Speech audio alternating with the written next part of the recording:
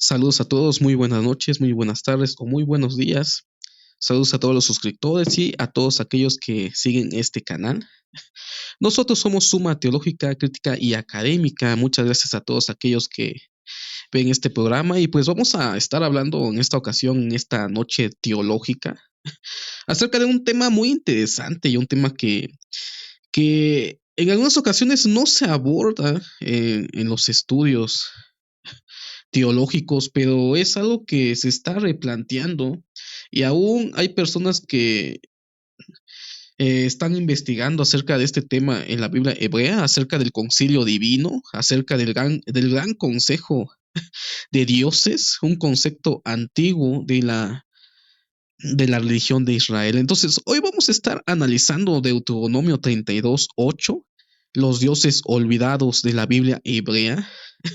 Y yo creo que más o menos los que siguen este canal ya saben un poco acerca de la argumentación de cómo algunos conceptos primitivos de la antigua religión de Israel fue modificándose con el tiempo, después de un proceso de reflexión teológica y hasta eliminar estos conceptos del pensamiento judío o del pueblo de Israel posterior a, a la destrucción del segundo templo. Sin embargo, hay ciertas evidencias aún dentro de la Biblia hebrea que nos hablan acerca de que se creía en un consejo divino, en un consejo donde habían dioses y diosas, y donde Yahvé funge como el dios principal, así como otras culturas también tendrían a desarrollar este concepto acerca del concilio divino. Entonces, esta es una pequeña imagen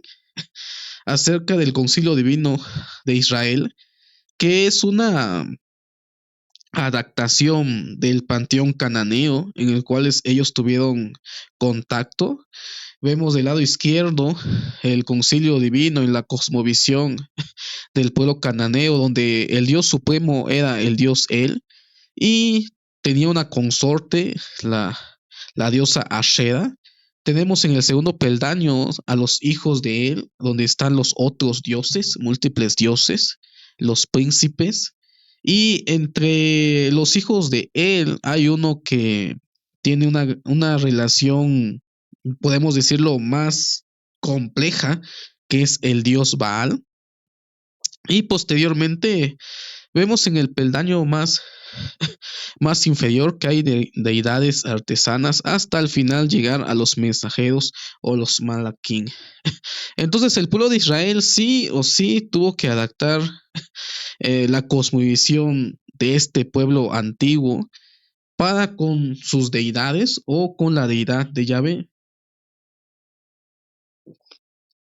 Tenemos en el peldaño principal a Yahvé.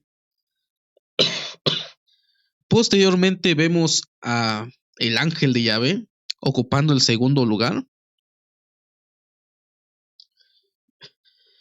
Tenemos al ángel de Yahvé ocupando el segundo peldaño, el mismo lugar que ocupa Baal en relación con el dios El, solamente que en esta ocasión sería el dios Yahvé, el dios principal de este concilio. Más abajo tenemos a los hijos de los dioses y hasta el final tenemos a los malaquín o a los llamados ángeles. Entonces este concilio divino lo podemos encontrar en algunas ocasiones en la Biblia hebrea, pero recordemos de que lo que nos ha llegado ya es una alteración de lo que es cierta literatura y por lo tanto vamos a ver un ejemplo interesante en Deuteronomio 32:8, cómo los judíos post-exílicos cambian algunos términos, colocan otro para poder olvidar a los dioses antiguos de ese concilio y posteriormente el texto masorético, el texto que nos llegó en la Biblia hebrea, también los masoretas, independientemente de que los judíos del segundo templo, los traductores de la Septuaginta cambiaron algunos términos, los masoretas también cambian también algunos términos para borrar del pensamiento judío lo que es la existencia de otros dioses y otras diosas en la Biblia hebrea. Entonces vamos a ver lo que es este pequeño ejemplo en Deuteronomios 32:8 y posteriormente vamos a leer un artículo de Heiser, que es un especialista en el Antiguo Oriente, la religión de Israel en el Antiguo Oriente. Entonces voy a compartir pantalla, vamos a analizar Deuteronomio 32:7. Voy a hacer un poco más grande esto.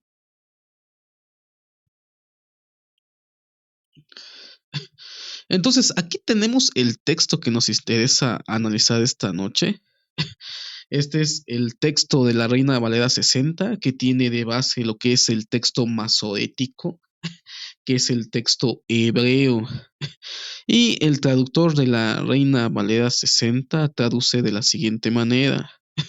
Dice, cuando el Altísimo hizo heredar a las naciones, cuando hizo dividir a los hijos de los hombres, estableció los límites de los pueblos, según el número de los hijos de Israel.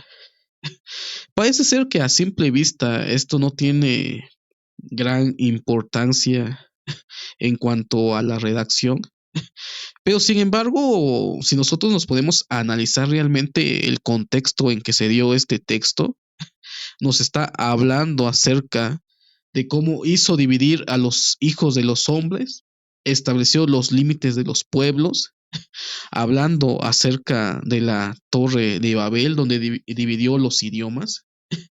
Y posteriormente también nos dice que según el número de los hijos de Israel. Y esta parte es lo interesante, que el texto hebreo lo tenemos en el texto hebreo que nos dice que también separó a los hijos de Israel y les colocó ciertos límites. Sin embargo, si nosotros vemos el contexto, en la época de la Torre de Babel no existía el pueblo de Israel. El pueblo de Israel fue posterior al evento y el contexto en que se está narrando, en el cual dividió a los reinos, le estableció los límites de estos pueblos. Y todos sabemos la historia de Babel, que confundió las lenguas y cada uno de los pueblos se fue extendiendo. Y posteriormente vemos la historia de Abraham. Abraham todavía no es Israel. Posteriormente nace Isaac, posteriormente nace Jacob y posteriormente tiene a las 12 tribus que llegó a ser conocido como el pueblo de Israel, pero aún llegan a Egipto, pasan unos años, pero todavía no son pueblo. Entonces aquí hay un anacronismo interesante. Sin embargo, encontramos una variante textual en la Septuaginta. Vamos a ver la Septuaginta. Aquí tengo la Septuaginta. Tenemos algo interesante en la Septuaginta, donde ya no nos habla acerca según el número de los hijos de Israel, sino que hay algo interesante en este texto. Déjenme ver si puedo dibujar. Sí. Tenemos el texto masorético, aquí está.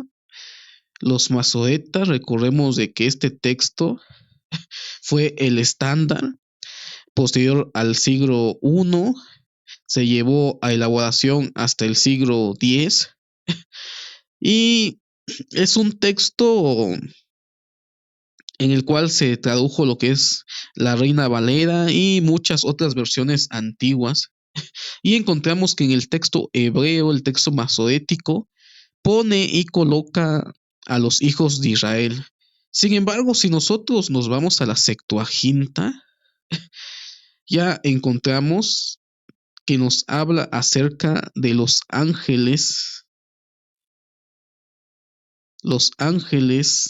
de Dios. quiero que vean. El número de los ángeles de Dios, ángelos teos. Entonces, aquí encontramos algo interesante, una variante que nos llama la atención. Y la pregunta es, ¿cuál es el texto base o el texto original? Recordemos de que la Septuaginta utiliza un texto hebreo, es una traducción del texto hebreo al griego. ¿Cuál fue la base textual para la traducción de la Septuaginta? Recordemos de que la Septuaginta inició lo que es la traducción, el primer periodo de la traducción que correspondía a la Torá o los primeros 5 libros de la ley en el siglo III antes de Cristo. Entonces, el texto masorético es del siglo I al siglo X y podemos ver de que el texto que se utilizó en la Septuaginta parece ser que corresponde al texto más antiguo, a un texto hebreo antiguo que ya no existe. El texto masorético ya es un texto más manoseado por los masoretas y alterado. Un punto a favor de la Septuaginta, que puede ser el texto o la versión original, es que concuerda con los descubrimientos encontrados en Qumran. Entonces, aquí es algo interesante encontrar esta variante textual. Aquí también lo tenemos en inglés. Para los que sepan inglés, es la traducción de la Septuaginta en inglés que también nos dice que nos habla acerca del número de los ángeles de Dios. Sin embargo, una peculiaridad de la Septuaginta, recordemos de que ya eran judíos post-exílicos, podemos decirlo de esa manera, ya tenían presente una cosmovisión eh, en el cual no cabía la existencia de dioses y diosas aparte del dios Yahvé.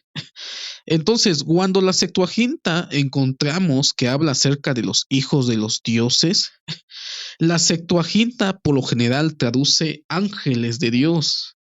Y aquí podemos ver de que en el texto hebreo que fue base para la traducción de la Septuaginta en Deuteronomios 32:8, decía Ben Elohim, el número de los hijos de los dioses, y que al traducirse al griego, los traductores de las Septuagintas ya no cabía la posibilidad de creer en otros dioses, la existencia de dioses, diosas, y por lo tanto esta idea cae mal.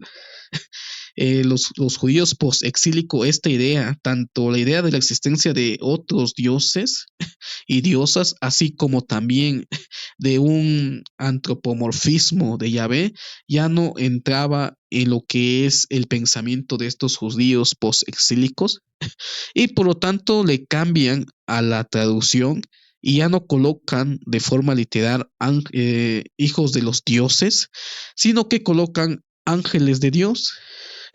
Y aquí podemos encontrar esa peculiaridad que el texto de la Septuaginta coloca ángeles de Dios, donde es probable de que el texto hebreo que se utilizó para traducir esto decía el número de los hijos de los dioses. De la misma manera encontramos un ejemplo en Génesis 6, donde dice de nosotros en nuestro texto en español que sirvió de base del texto hebreo, vemos que dice los ángeles de Dios, pero en el texto hebreo encontramos Ben Elohim, los dioses. Y ahora, de la misma manera, encontramos esta peculiaridad en el texto griego de la Septuaginta, donde bien puede estar hablando acerca del concilio divino, la existencia de dioses y diosas en el antiguo pensamiento de Israel. Sin embargo, vamos a analizar esto. Vemos de que esto concuerda realmente como el texto nos habla acerca de que Dios estableció los límites de los pueblos y también estableció el número de los dioses o los hijos de los dioses. Cuando se estableció el estándar y el canon hebreo, ya le cambiaron. Vemos cómo en la traducción español le colocan según el número de los hijos de Israel, pero esto es un anacronismo. Y aquí podemos ver también la evolución del pensamiento del pueblo de Israel, en el cual también esto ya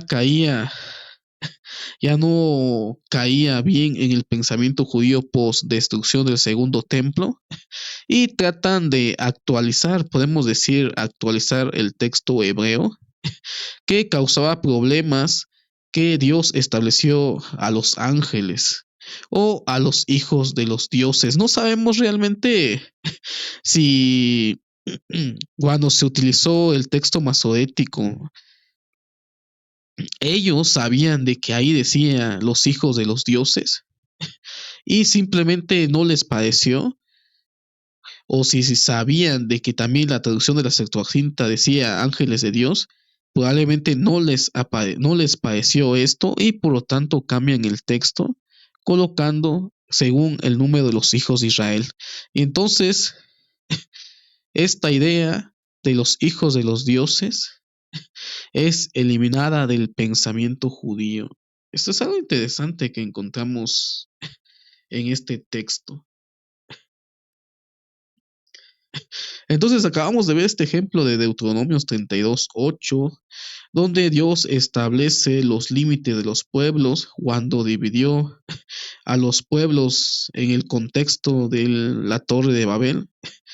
Encontramos en el texto masorético que dice que también al pueblo de Israel estableció los números, pero teniendo en cuenta de que pues Israel no existía en la época en que Dios dividió lo que son todas las naciones y estableció sus lenguajes.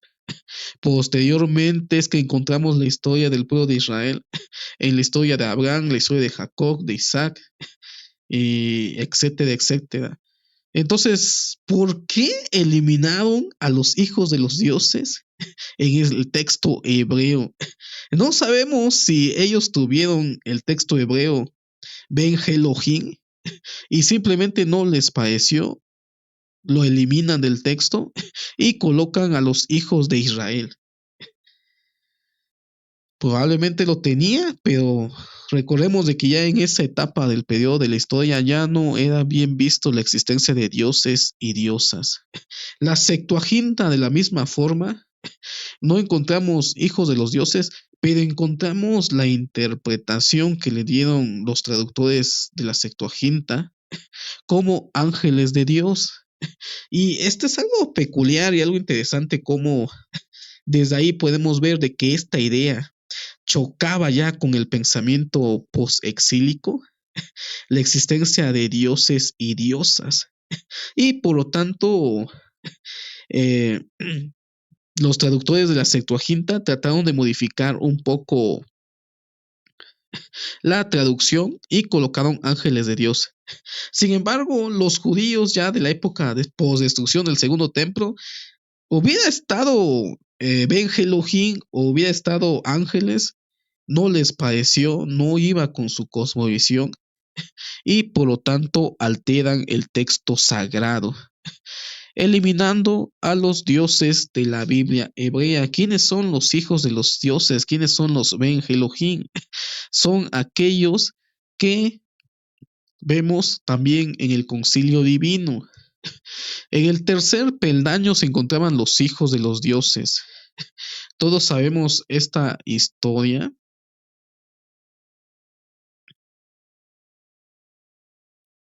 Bueno, todos sabemos esta historia que encontramos en los Salmos, encontramos en Job, acerca de que Dios está entre los dioses y entre los dioses juzga. Muchos le han tratado de dar interpretaciones que se hablaban de seres humanos, pero el texto dice lo que dice, no hay que buscarle cuatro patas al gato. tenemos la historia del Satán, el adversario, que no es otro que también un ser divino, un personaje que cumplía con la función de ser el adversario o el que condenaba a los hombres que supuestamente no cumplían con las órdenes de Dios. Entonces aún vemos que el Satán era parte del concilio divino, era parte de uno de los hijos de los dioses, muy diferente al pensamiento que le dieron posteriormente en el desarrollo teológico en la época del Segundo Templo acerca del diablo, acerca de Lucifer. El diablo cristiano, el Satán cristiano es muy aparte. Y entonces vemos la existencia y las referencias a los hijos de los dioses en los Salmos, en el libro de Job. Vemos en el Deuteronomio cómo también hace referencia a los hijos de los dioses. Y pues esto es una idea primitiva que tenía el pueblo de Israel. Recordemos de que el pueblo de Israel convivió con varias otras culturas, con varios otros pueblos, con otras civilizaciones, tuvo contactos con otras literaturas. Cuando surge lo que es la historia de Israel, ya había pasado mucho tiempo de las primeras civilizaciones. Históricamente, las primeras civilizaciones comienzan en el año 9000 al año 7000 antes de Cristo y la historia de Abraham comienza en el año 2000 antes de Cristo. Ya habían pasado muchísimos años, ya se había desarrollado literatura, ya se habían desarrollado mitos, ya se habían desarrollado conceptos acerca de la divinidad, acerca de la deidad, y por lo tanto el pueblo de Israel, que era un pueblo joven, tuvo que adaptar su cosmovisión mediante la influencia de los otros pueblos y las otras culturas. Y de esa manera explicaban lo que era su deidad, que es Yahvé. Por lo tanto, podemos ver que el concilio divino del pueblo de Israel se encuentra en la Biblia hebrea, pero que posteriormente esto causó un problema y fueron eliminados varios conceptos, varias ideas. Aún lo podemos ver en el libro de Daniel cuando habla acerca del Hijo del Hombre, que le dio potestad, el anciano de días le dio potestad al Hijo del Hombre, que es un ser divino. Y aquí, ¿cómo podemos encontrar dos seres divinos en la Biblia hebrea si supuestamente solamente existe Yahvé como un ser superior? Sin embargo, en el pensamiento antiguo eh, se aceptaba la existencia de otros dioses, pero lo que se le tendría que rendir adoración es al Dios de Israel, que es el Dios Yahvé. Pero eso no quiere decir de que no existan otros dioses. Esa idea se fue desplazando posteriormente y se fue eliminando de la Biblia hebrea hasta llegar a la época del Segundo Templo. Post destrucción del Segundo Templo, se divide el cristianismo y el judaísmo rabínico y parten de que solamente existe un Dios, que es Yahvé. Sin embargo, el cristianismo aprovecha esos huecos argumentales que hay o que dejó la Biblia hebrea, eliminando a los dioses y a las diosas, hablando de una trinidad, que Dios es trino, Dios es tres y uno. Y esto se puede argumentar fácilmente en algunos textos de la Biblia hebrea, que aunque no quiera hablar acerca de la Trinidad, se presta según los términos que encontramos. Por ejemplo, cuando Dios dice hagamos al hombre a nuestra imagen y semejanza, ahí los cristianos han interpretado de que estaba Dios Padre, Dios Hijo y Dios Espíritu Santo creando. Sin embargo, desde la perspectiva del concilio divino se hablaban de múltiples dioses, divinidades inferiores, divinidades menores, que pudieron estar ahí en la literatura de la creación. Y también encontramos la otra parte donde dice, el ser humano ha llegado a ser como uno de nosotros. ¿Quiénes son esos nosotros? Fácilmente se ha interpretado en el cristianismo que se refería a la Trinidad. Sin embargo, se refiere a esos ángeles, a esos dioses menores. Entonces, esta idea lo toma el cristianismo para adaptar la idea de la Trinidad en el Antiguo Testamento, en la Biblia hebrea, aunque no tenga nada que ver con la Trinidad, sino que con conceptos antiguos y primitivos de la religión de Israel.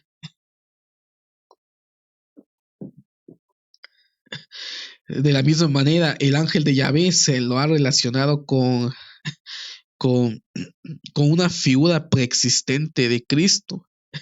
Sin embargo, el ángel de Yahvé simplemente es una divinidad que estaba a la par de Yahvé. Podemos decir que es el segundo Yahvé. De la misma manera que él en el panteón cananeo era el Dios supremo, pero tenía su Dios favorito, su hijo divino preeminente, podemos decirle, el hijo preferido de él era Baal. Y por lo tanto podemos ver de que estaba Yahvé y entre los hijos favoritos del Dios Yahvé se encontraba el ángel que simplemente le ponen Yahvé. Y entonces ese personaje es el Dios, hijo de Dios favorito de Yahvé, que bien se puede interpretar como una cristología preexistente de Jesús, una teofanía, pero sin embargo esto está relacionado con esa antigua creencia de dioses y diosas en la antigua religión de Israel. ¿Cómo es posible, no? Que exista un segundo Yahvé. Y aparte están los otros dioses, los otros hijos de los dioses, que entre ellos también estaba el Satán, el adversario, quien estaba sujeto también a Dios y que simplemente era el que vigilaba que se cumplieran los designios divinos. Yo quiero decirles, ¿qué de malo tiene eso? ¿O qué de malo tiene castigar a alguien que no cumpla con los mandamientos de Dios? Yo no le veo nada de malo. Posteriormente, la evolución teológica es donde se le da esas características malignas al Satán. Entonces, también en los salmos podemos encontrar varias relaciones referentes a los hijos de los dioses. Vamos a leer un pequeño artículo que habla acerca de este problema que tenemos.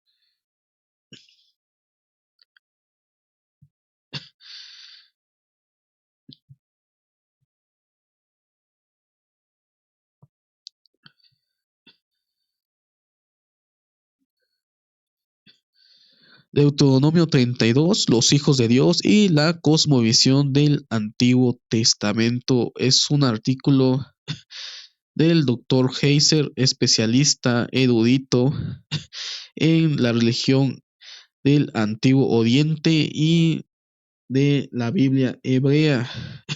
Entonces vamos a leer Deuteronomio 32:8. Esta es la versión que encontramos en el texto hebreo. Cuando el Altísimo hizo heredar a las naciones, cuando hizo dividir a los hijos de los hombres, estableció los límites de los pueblos según el número de los hijos de Israel. Dice, describe la dispersión de las naciones en Babel por parte de Yahvé y su resultante desheredamiento de esas naciones, permitiéndole no caer bajo el poder de otros dioses menores, los Elohim. Encontramos en Deuteronomio 39:9, porque la porción de Jehová es su pueblo, Jacob la heredad que le tocó. Por el contrario, afirma que la nación de Israel pertenece solo a Yahvé.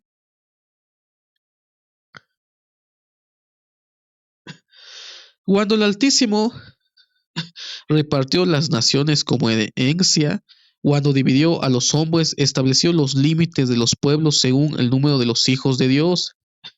Pero la porción del Señor es su pueblo, Jacob es su herencia. Las traducciones al inglés basadas en el texto masorético, el texto hebreo tradicional del Antiguo Testamento dicen hijos de Israel, en lugar de hijos de Dios. La frase hijos de Dios proviene del hombre. Escrituras del Deuteronomio encontradas entre los rollos del Mar Muerto, rollos mucho más antiguos que el texto masorético. La lectura hijos de Dios también se encuentra en la Septuaginta, la antigua traducción griega del Antiguo Testamento. Entonces, aquí encontramos algo interesante. Encontramos cómo hijos de Dios se encuentra en textos más antiguos que el texto masorético. Tenemos los rollos del Mar Muerto, mucho más antiguos que el texto masorético, que se encuentra en la lectura hijos de Dios. De la misma manera tenemos en la Septuaginta. Dice, la referencia a los acontecimientos de Babel, la división de la humanidad en Deuteronomios 32:8, resalta un punto importante con respecto a este desacuerdo entre manuscritos. La división de las naciones en la Torre de Babel, Génesis 11:1-9, está conectada a la tabla de las naciones del Génesis 10, que la precede directamente. La tabla de las naciones cataloga 70 naciones, pero no incluye a Israel. Esto se debe a que Israel no existía en el momento del evento de Babel. Y esto es algo interesante, como lo que acaba de comentar. Es imposible de que encontremos referencia al pueblo de Israel en ese texto debido a que no existía realmente el pueblo de Israel en la época en que se dividieron las naciones y que el pueblo de Israel es el pueblo de Yahvé y por lo tanto no debe de estar en ese lugar del texto. Lo que hace referencia es de que Dios mismo, Yahvé mismo, estableció aún los dioses que existían y que iban a ser adorados por estas otras naciones, ya que exclusivamente Yahvé sería el Dios de Israel. Dice, esto hace que la referencia a los hijos de Israel en Deuteronomios 32:8 sea anacrónica. Exactamente, no existía el pueblo de Israel en esa época. Es algo ilógico pensar de que el texto original hebreo diga hijos de Israel, sino que le cambiaron, le metieron mano, lo alteraron. En esa época ya no entraba en el pensamiento la existencia de dioses y diosas y por lo tanto simplemente colocan esta idea para disminuirle la importancia a esa antigua creencia de dioses y diosas. Dice, hijos de Dios. Subrayarlo. Hijos de Dios. Probablemente se cambió a hijos de Israel en algún momento posterior al año 100, cuando la comunidad judía, en parte en respuesta a la Septuaginta, estandarizó el texto hebreo. Exactamente. Hubo un cambio, una modificación, una alteración del texto hebreo. Y esto trae a colación la idea de hasta qué punto hay alteraciones en el texto hebreo. El texto hebreo que nos llegó es el texto masorético, un texto que se fue puliendo a través de los siglos y que los masonetas metieron mano, hicieron adiciones, hicieron cambios, aún hicieron cambios para poder eliminar la argumentación del cristianismo acerca de algunos textos que utilizaba el cristianismo antiguo para poder hablar acerca de la cristología. Entonces, ¿hasta qué punto fue alterado el texto hebreo? La Septuaginta y el texto de Qumran mantienen una tradición textual más antigua del texto de Deuteronomios 32:8, donde perpetúa lo que es los hijos de los dioses, cosa que el texto masorético altera. Recordemos de que estos textos son más antiguos que el mismo texto masorético del primer siglo. Si nos vamos a investigar la historia, si nos vamos a reconstruir la historia, en la época del Segundo Templo no existía una estandarización del texto hebreo, es decir, existían varias recensiones del texto hebreo. Bien, pudieron haber textos hebreos que eran más cortas, otras que eran más largas. Por ejemplo, el texto hebreo que se utilizó para la traducción del libro de Jeremías en la Septuaginta contiene un texto más corto en comparación del texto masorético. Entonces, la historia nos dice de que hubo un momento en que el libro de Jeremías tenía menos texto, menos narrativa, y que posteriormente se le fueron agregando narrativa al texto de Jeremías hasta llegar a un texto hebreo que contiene la historia más larga. Tenemos también en la Septuaginta una historia más resumida de David en comparación del texto masorético del texto hebreo. Entonces, en esa época habían varias recensiones, no había una estandarización, tampoco podemos hablar de un canon como nosotros lo conocemos hoy en día, sino que habían varios textos. Fue hasta después de ese conflicto de la destrucción del segundo templo cuando se selecciona un texto base que sería lo que tendría que seguir el judaísmo rabínico. Y recordemos de que la iglesia cristiana utilizaba el texto alejandrino o la Septuaginta. Hasta el siglo IV, siglo V posterior se siguió utilizando la Septuaginta hasta que se dieron las primeras traducciones, que hubieron algunos que prefirieron el texto hebreo, pero esa es otra historia. Entonces, no sabemos hasta qué punto tenemos el texto masorético alterado, cambiado, manoseado. No existe texto original hebreo. Probablemente ese texto se perdió. Fue uno de los textos que fueron quemados cuando se decidió estandarizar el texto hebreo en el siglo I.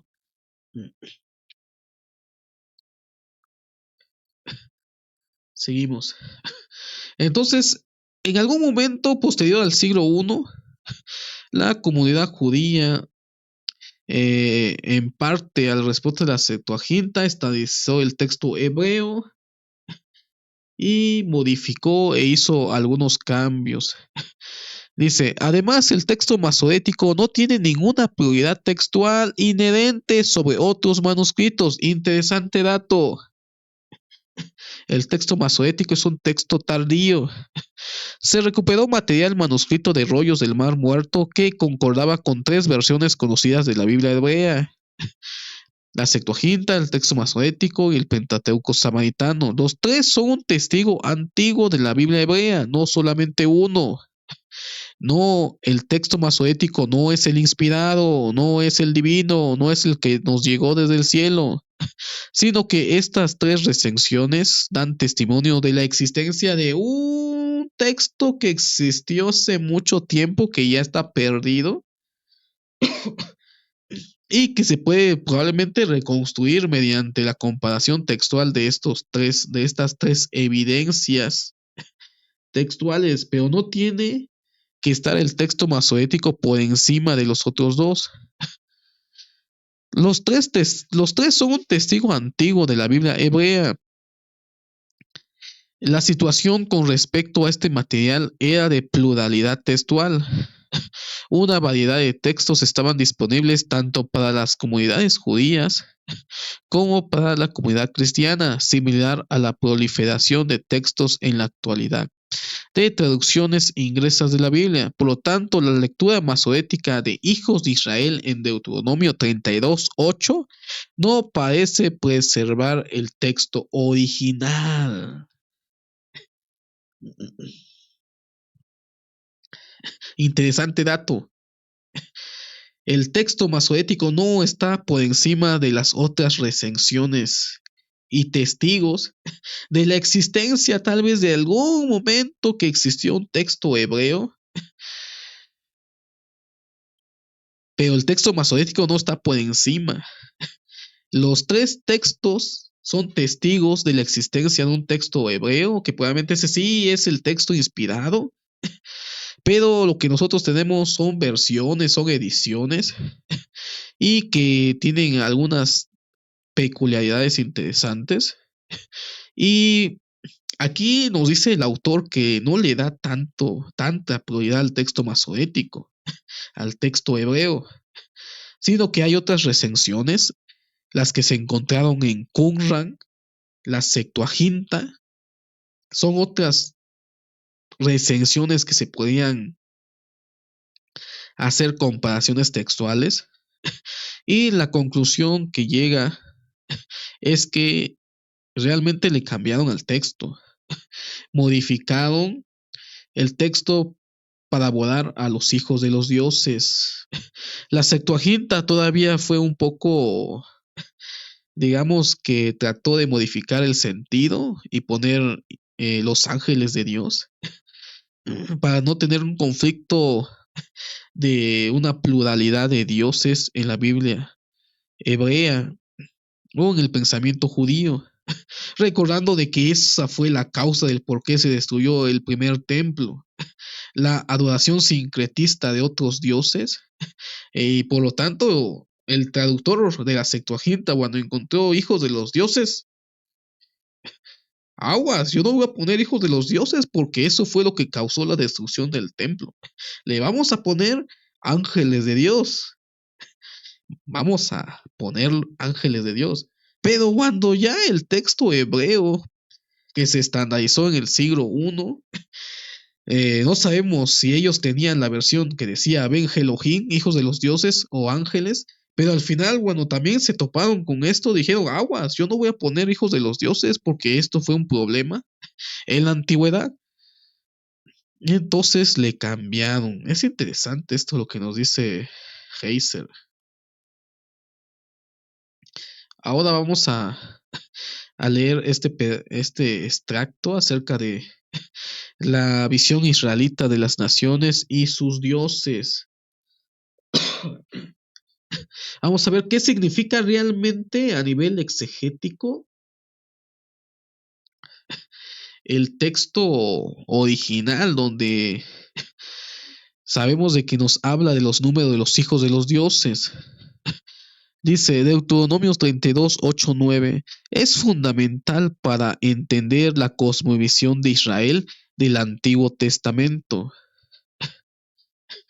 Cuando el Altísimo hizo heredar a las naciones, cuando hizo dividir a los hijos de los hombres, estableció los límites de los pueblos según el número de los hijos de Israel, pero también podemos ponerle según el número de los hijos de los dioses, porque la porción de Jehová es su pueblo, Jacob, la heredad que le tocó. Entonces, este es realmente el significado del texto, donde le está dando, aún esos pueblos está dividiendo cuáles serían los dioses que tendrían que adorar esos pueblos gentiles, pueblos extranjeros, pero la porción de Jehová es su pueblo, Jacob, la heredad que le tocó. Dice, es fundamental para entender la cosmovisión de Israel del Antiguo Testamento. Estos dos versículos explican tanto la existencia de los panteones extranjeros como su inferioridad a Yahvé. Y esto es interesante, esto es algo interesante aquí. Conociendo esto, conociendo realmente el texto base original, podemos ver de que aún Dios Yahvé seleccionó a los dioses que iban a ser adorados por otros pueblos y que Yahvé sería solamente adorado por pueblo de Israel, es la porción que él escogió. Por eso dice que él es el pueblo escogido, el pueblo electo de Dios. Entonces, y esto es algo interesante que nos dice Heiser. Estos dos versículos explican tanto la existencia de los panteones extranjeros como su inferioridad a Yahvé. ¿Cómo es posible de que la Biblia hebrea nos hable de la existencia de otros dioses? Y la idea de que Dios es superior a esos otros dioses se concluye desde este verso que fue suprimido, que fue eliminado, que fue cambiado posteriormente, donde vemos de que aún Yahvé seleccionó qué dioses serían adorados por esas otras naciones extranjeras y por qué son inferiores al Dios Yahvé. Dice, un pasaje paralelo a Deuteronomio 32, 8, 9 es Deuteronomio 4, 19, 20. Proporciona algo de contexto. Vamos a leerla. Dice, no sea que alces tus ojos al cielo y viendo el sol y la luna y las estrellas y todo el ejército del cielo, seas impulsado y te inclines a ellos y les sirvas, porque Jehová tu Dios los ha concedido a todos los pueblos debajo de todos los cielos. Y esto es algo interesante. Aquí podemos encontrar realmente el significado acerca de la existencia de los otros dioses, que esos otros dioses que son representados por el sol, la luna y las estrellas y todo el ejército del cielo, los otros dioses, fueron puestos para, aquí lo vemos, los ha concedido a todos los pueblos debajo de todos los cielos. Pero esto es lo interesante del texto que nos dice, pero a vosotros Jehová o Yahvé os tomó y os ha sacado del horno de hierro de Egipto. Interesante. Entonces aquí encontramos realmente el significado de la existencia de otros dioses en la Biblia hebrea y también las características de estos otros dioses que representaban en el concilio divino. Vemos en el texto anterior cómo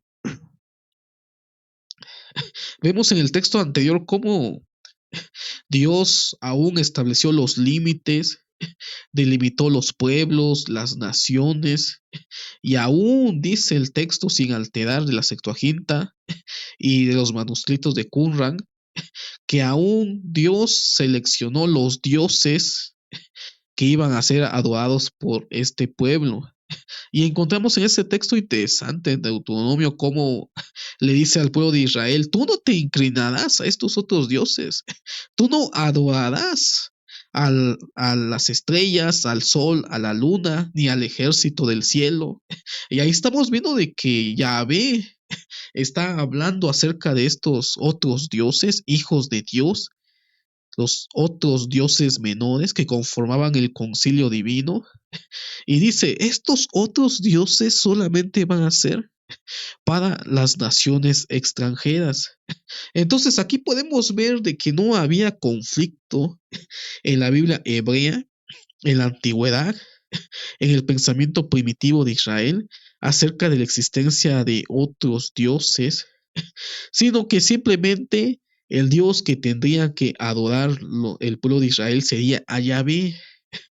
Aún Dios Yahvé está por encima de los otros dioses en el sentido de que Él está por encima del panteón divino, del concilio divino.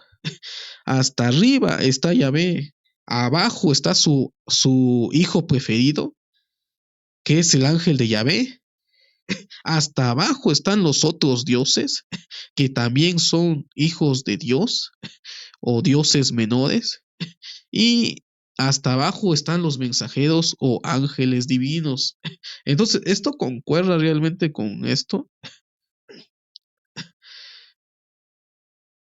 Y no hay que escandalizarnos. Vamos a seguir leyendo un poquito.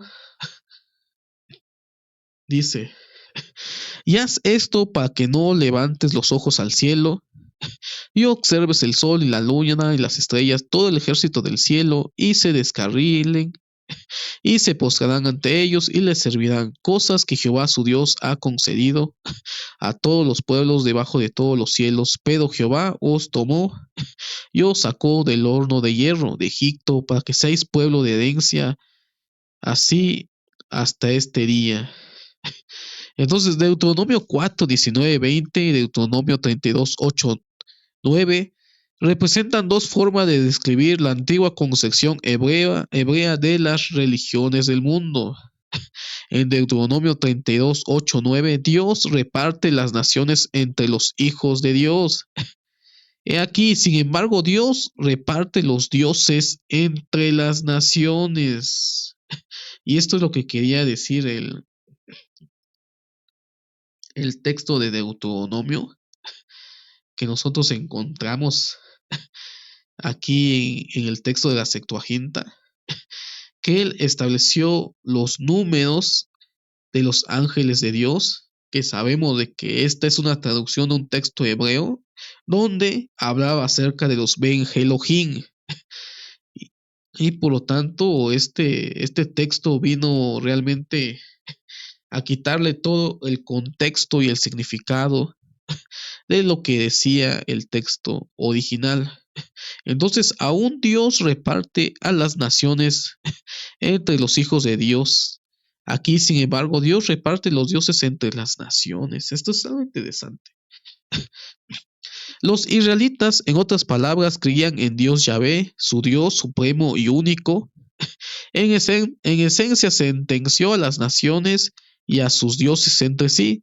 En Babel, Yahvé, como un padre que despide y deshereda a sus hijos, juzga a todas las naciones por su desobediencia. Luego, en el siguiente capítulo, llama a Abraham, comenzando efectivamente de nuevo a crear una familia humana terrenal para sí mismo. Estos otros, a los que Deuteronomios 32 se refiere como los hijos de Dios, eran miembros del ejército celestial de Yahvé. Interesante dato. ¿Quiénes eran estos hijos de los dioses? ¿Quiénes eran estos otros dioses? Dice, eran miembros del ejército celestial de Yahvé. Las escrituras en otros lugares condenan tanto a los miembros de las naciones como a sus dioses por deslealtad y corrupción, mostrando que estos dioses extranjeros son miembros caídos de la hueste celestial. Dios está en reunión de los dioses, en medio de los dioses juzga. ¿Hasta cuándo juzgaréis injustamente y aceptaréis las personas de los impios? Y esto es algo interesante cómo nos muestra aquí Heiser la interpretación acerca de los dioses y acerca de que aún estos otros dioses que fueron establecidos para ser adorados por tierras extranjeras, por otros pueblos que no sería Israel, eran miembros del ejército celestial de Yahvé y que en algún momento también ellos se corrompen. Aquí no estamos hablando de ángeles caídos, Quiero que nos quitemos esa idea de ángeles caídos, ángeles que desobedecieron y que están esperando el juicio eterno. No, aquí no estamos hablando de ángeles. Simplemente nos habla de que aún estos dioses, otros dioses, hijos de Dios, pertenecen al ejército celestial de Yahvé y que estos dioses también fueron condenados por Yahvé porque juzgaban de mala forma a las naciones. Lo encontramos en Salmo 82. Vamos a leer el Salmo 82 para poder entender el concepto. Dios está en la reunión de los dioses. En medio de los dioses juzga. Dios Yahvé es el Dios supremo sobre los otros dioses que la Biblia habla que pertenecen al concilio divino y que Él está por encima de ellos y que aún el Dios Yahvé estableció los límites y le dio a cada pueblo uno de sus hijos para que los juzgara. Sin embargo, aquí está hablando Yahvé a estos otros dioses. ¿Hasta cuándo juzgaréis injustamente y aceptaréis a las personas de los impios? Defended al débil y al huérfano, haced justicia al afligido y al menesteroso, librad al afligido y al necesitado, libradlo de manos de los impios. No saben, no entienden, andan en tinieblas, tiemblan todos los cimientos de la tierra. Yo dije, vosotros sois dioses y todos vosotros hijos del Altísimo, pero como hombres moriréis y como cualquiera de los príncipes caeréis.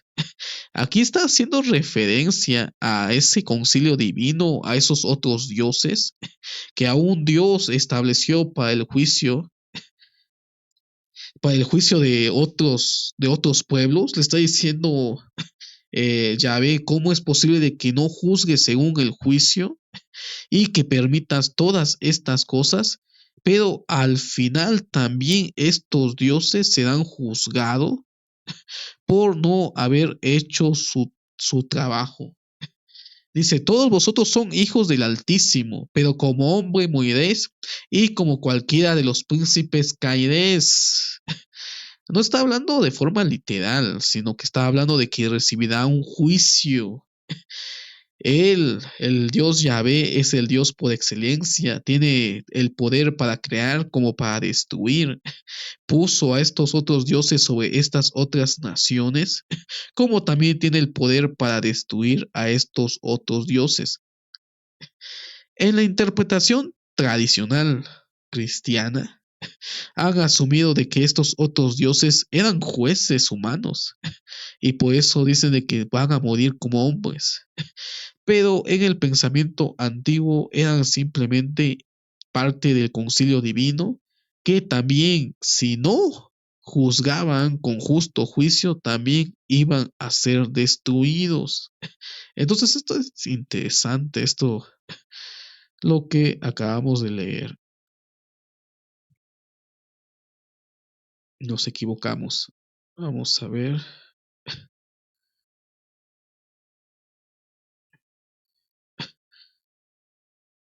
Dice, vamos a terminar de leer esta parte. Deuteronomio 32:8 se refiere como los hijos de Dios eran miembros del ejército celestial. Las escrituras en otros lugares condenan tanto a los miembros de las naciones como a sus dioses por deslealtad y corrupción, mostrando que estos dioses extranjeros son miembros caídos de la hueste celestial.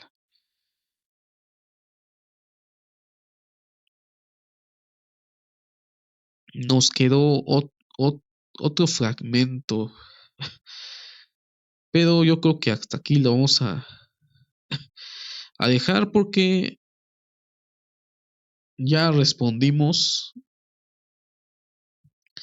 de qué se trataba el texto que fue corrompido en la versión de la Biblia hebrea. Este es un artículo del doctor Michel Heiser, un erudito en el Antiguo Testamento, la Biblia hebrea y lo que es la cultura del antiguo lejano oriente. Entonces me pareció algo interesante y algo muy, muy, muy, muy, muy impactante, podemos decirlo de esa manera, acerca del verdadero significado de Deuteronomio 32:8. Por eso lo titulé Los dioses olvidados de la Biblia hebrea, porque llegó un momento en que esta idea ya no era compartida por los judíos posterior al exilio y posterior a la destrucción del segundo templo, y que esta idea que se pierde no completa realmente el contexto que nosotros sabemos sobre la existencia de otros dioses, las divinidades antiguas, el concilio divino, la existencia de seres sobrenaturales. Recordemos de que todo lo que tenemos que ver con la deidad es un ser sobrenatural. Tenemos que verlo desde la perspectiva antigua en el cual se germinaron esas ideas y cómo el pueblo de Israel compartía también estas ideas para poder darle forma a sus creencias, a su religión y aún a su propia deidad en la antigüedad, y cómo compartían la visión de la existencia de otros dioses y diosas en el antiguo Israel, sin tener que caer en el problema de, del monoteísmo. De hecho, monoteísmo es una idea que se desarrolló posteriormente. En esa época eran, no eran politeístas, hay otro nombre, no me acuerdo exactamente cómo se dice, pero ellos creían en la existencia de otros dioses, pero adoraban solamente a un único Dios como el Dios de su pueblo, así como vimos en el texto, como el texto hebreo, sin alterar, sin manipular, habla de que aún Dios estableció los límites de los pueblos y aún les dio a los dioses que tendrían que adorar. Y como estos dioses están por debajo de Yahvé, Dios Yahvé está por encima de estos otros dioses de otras naciones y que están sujetos aún a esta deidad, y que también ellos serán juzgados. Ellos serán juzgados en algún momento porque no han cumplido realmente con el propósito por el cual lo puso Yahvé sobre las otras naciones. Entonces, me dio mucho gusto estar con ustedes. Faltó todavía leer un poquito más acerca de este, de este tema, como también esta idea acerca de estos dioses también surgen en el Nuevo Testamento, acerca de las potestades, tronos, principados. ¿Quiénes son ellos? ¿Quiénes son estas potestades, tronos, principados que habla Pablo? Se ha interpretado como espíritus malignos, se ha interpretado como demonios, pero realmente son deidades inferiores y tienen que ver con la idea de estos otros dioses que existía en el pensamiento primitivo antiguo del pueblo de Israel. Entonces no habla de demonios, no habla de diablos, sino habla acerca de estos poderes, potestades, que eran dioses menores y que se rebelaron también en contra de Yahvé. Entonces me dio mucho gusto estar con ustedes. Ya vamos a empezar a hablar acerca de los salmos en el próximo programa. Este solamente es un programa para que puedan conocer un poquito acerca del concilio divino, acerca de los dioses en el antiguo Oriente. Y ya este mes vamos a estar hablando de los salmos y su relación con la cultura del antiguo Oriente y las divinidades, eh, préstamos culturales que podemos encontrar en los salmos. Bueno, ese es el plan. A veces planeamos y sale otra cosa. Pero bueno, nos vemos. Muchas gracias a todos.